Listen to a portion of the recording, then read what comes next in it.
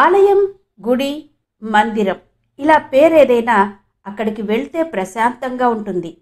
ఆ గుడిలో దేవుడినో దేవతనో రెండు చేతులు జోడించి నమస్కరించుకుంటే ఖచ్చితంగా మన శరీరానికి మనసుకు కూడా ఒకంత ధైర్యం, స్థైర్యం లభిస్తుందని ప్రతివారు ఒప్పుకుంటారు. అలాగే ఇప్పుడు చెప్పుకోబోయే ఆలయానికి వెళ్ళినప్పుడు కూడా మనకు అలాంటి ప్రశాంతత, భరోసా లభిస్తుంది. కానీ అదంతా పగటిపూట మాత్రమే.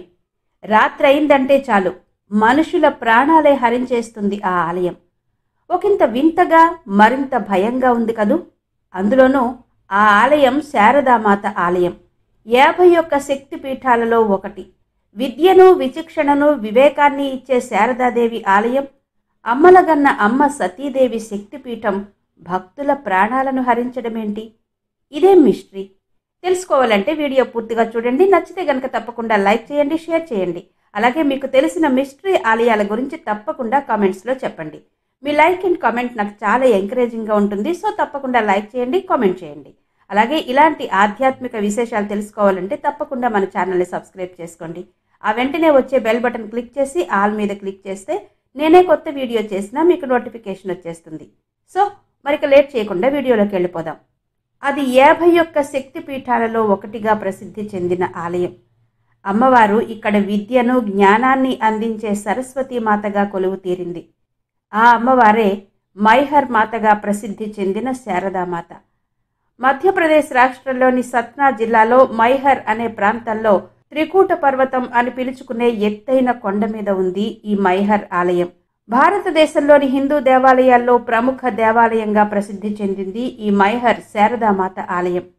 మైహర్ రైల్వే స్టేషన్ నుంచి 5 కిలోమీటర్ల దూరంలో ఉన్న ఎత్తైన త్రికూట పర్వతం మీద ఉంది ఈ మైహర్ శారదామాత ఆలయం. ఈ ఆలయాన్ని చేరుకోవడానికి 1063 మెట్లు ఎక్కవలసి ఉంటుంది. అయితే మెట్లు ఎక్కి వెళ్లలేని వారు వెళ్లడానికి రోప్వే సౌకర్యం కూడా ఉంది. ప్రతి సంవత్సరం లక్షలాది మంది భక్తులు ఈ ఆలయాన్ని కూడా సందర్శిస్తూ ఉంటారు. సాధారణ శకం 502 నాటి ఈ ఆలయం నేలమట్టం నుంచి 600 అడుగుల ఎత్తులో త్రికూట పర్వతం మీద ఉంది. మైహర్, మాకాహార్ అంటే మై అంటే తల్లి, హార్ అంటే నెక్లెస్. ఈ 2 పదాల కలయికతో ఏర్పడిన పేరే ఈ ప్రాంతం పేరు మైహర్. పురాణ కథల ప్రకారం తండ్రి ఇంట యజ్ఞవాటికలో ఆత్మత్యాగం చేసిన సతీదేవి దేహాన్ని పరమేశ్వరుడు భుజాన వేసుకుని సంచరిస్తున్న సమయంలో విష్ణుమూర్తి అమ్మవారి శరీరాన్ని తన చక్రాయుధంతో ఖండించిన సందర్భంలో అమ్మవారి హారం ఇక్కడ పడిందని, అందుకే ఈ ప్రాంతం మైహర్ గాను, అమ్మవారిని మైహర్ మాతగాను ప్రసిద్ధి చెందింది అంటారు. అందుకే ఇది 52 శక్తిపీఠాల్లో ఒకటిగా పరిగణిస్తారు. ఇక ఈ ఆలయం గురించి ప్రధానంగా చెప్పుకోవలసింది ఈ ఆలయ మిస్టరీ. మన దేశంలో ఎన్నో ఆలయాల్లో ఇప్పటికీ ఛేదించలేని రహస్యాలు, అంతుచిక్కని మిస్టరీలు ఎన్నో ఉన్నాయి. అలాంటిదే ఈ ఆలయం మిస్టరీ కూడా. ప్రశాంతతకు మారుపేరు, ధైర్య స్థైర్యాలిచ్చే ఈ ఆలయంలో రాత్రిపూట ఉండాలంటే మాత్రం ప్రాణాల మీద ఆశ వదిలేసుకోవాల్సిందే అంటారు. ఎందుకంటే రాత్రి సమయంలో ఇక్కడ ఎవరైనా ఉంటే వారి ప్రాణాలు పోతాయని అక్కడి వారి నమ్మకం. మరి ఉదయమంతా భక్తులతో సందడి చేసే ఆలయం రాత్రి మాత్రమే ఎందుకు ప్రాణాలు తీసే మృత్యుకూపంలా తయారైంది? సాహసం చేసి రాత్రిపూట అక్కడ ఉన్నవారు ఎవ్వరూ ప్రాణాలతో బతికి బట్ట కట్టలేరని చెప్తారు.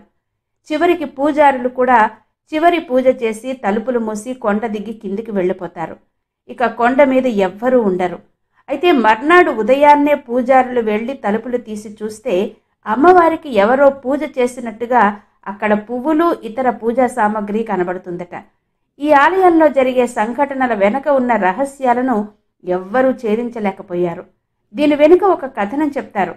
శారదామాతకు వీర భక్తులైన ఆలహ్, ఉదం అనే 2 సోదరుల ఆత్మలు ఇక్కడ తిరుగుతూ ఉంటాయట. ఈ 2 ఆత్మలు అప్పట్లో పృథ్వీరాజ్ చౌహాన్తో వీరోచితంగా పోరాడారని చెప్తారు.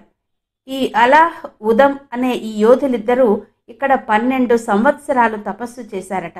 శారదాదేవి వారి కఠోర తపస్సుకు సంతసించి వారికి అమరత్వం ఇచ్చింది అని కూడా చెప్తారు. ఈ ఆలయానికి సంబంధించిన మరో కథనం ప్రకారం అమ్మవారిని ప్రసన్నం చేసుకోవడానికి వీర యోధులు వారి నాలుకను కోసి అమ్మవారికి సమర్పించారు. అప్పుడు ఆ తల్లి వారి భక్తికి సంతోషించి వారి నాలుకను వారికి తిరిగి ఇచ్చేసింది. విశ్వాసాల ప్రకారం శారదామాత తన వీరభక్తుడైన అలాహ్కు అమరత్వం వరం ప్రసాదించిందని చెప్తారు. అది కాకుండా వీళ్ళిద్దరే మొదటిసారి మైహార్ దేవి ఆలయాన్ని గుట్టల్లో కనుగొన్నారని చెప్తారు.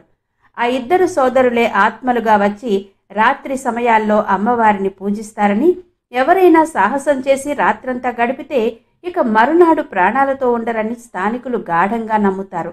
అందుకే రాత్రిళ్ళు ఆ దేవాలయం దగ్గర ఎవ్వరూ ఉండరు. మైహర్లోని శారదాదేవి ఆలయం చుట్టుపక్కల ప్రాంతాల్లో బాగా ప్రసిద్ధి చెందింది. ఇది రైల్వే స్టేషన్ నుండి సుమారు 5 కిలోమీటర్ల దూరంలో ఉంటుంది. కొండపైకి చేరుకోవడానికి 1063 మెట్లున్నాయి. మెట్లతో పాటు యాత్రికుల సౌలభ్యం కోసం 2009లో రోప్ వే ఏర్పాటు చేశారు. ఉదయం 6:30 నుంచి సాయంత్రం 7 గంటల వరకు రోప్ వే తిరుగుతూనే ఉంటుంది. ఇక ఇక్కడ ఆలయ నిర్మాణం కూడా ఒక చిత్రమైన పరిస్థితిలో జరిగింది. ఒక పశువుల కాపరి ఒకసారి తన ఆవుల మందలో కొత్తగా చేరిన ఒక ఆవును చూసి ఆశ్చర్యపోయాడు. ఎందుకంటే ఆ ఆవు బంగారు రంగులో మెరుస్తూ వింతగా కనబడింది. అయితే మిగిలిన పశువులతో కలిసి నడుస్తున్న ఆ ఆవును వెంబడించాడు. ఆ ఆవు వెళ్ళి ఒక గుహలోకి వెళ్ళి మాయమైంది. ఆ పశువుల కాపరి అక్కడే కూర్చుని ఆవు కోసం చూస్తూ ఉన్నాడు. ఇంతలో ఒక పెద్ద ముత్తైదువ వచ్చి, ఏం నాయనా, ఏం కావాలి అని అడుగుతుంది. నా ఆవుకి గ్రాసం కావాలి అన్నాడా పశువుల కాపరి. సరే అయితే ఇదిగో ఈ పప్పు ధాన్యాలు తీసుకో అని చెప్పి ఒక మూటనిచ్చిందామె. సరే అని చెప్పి ఆ పప్పు ధాన్యాల మూటను తీసుకుని ఇంటికి వచ్చి ఆ మూట విప్పి చూడగానే బంగారు ఆభరణాలు, మణులు, రత్నాలు కనబడ్డాయి.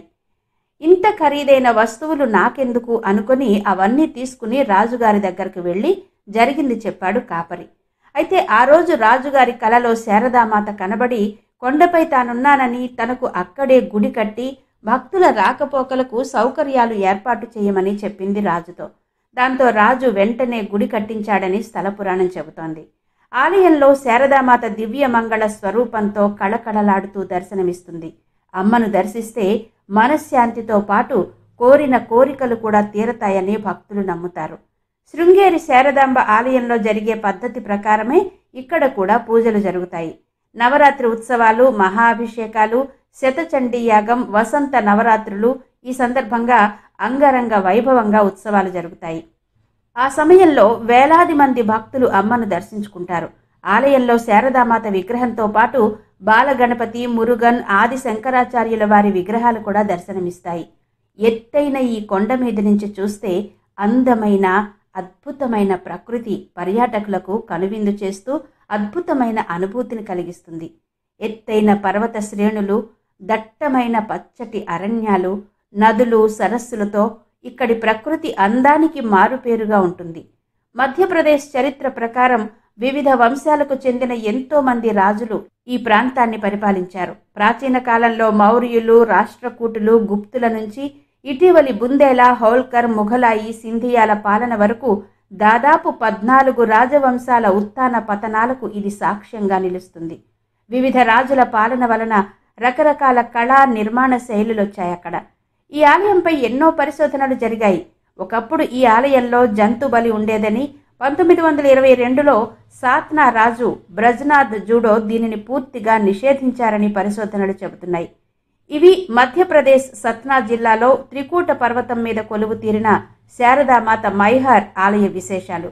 మరో ఆధ్యాత్మిక విశేషంతో మళ్ళీ మీ ముందుకు వస్తాను. అంతవరకు సెలవు. నమస్తే.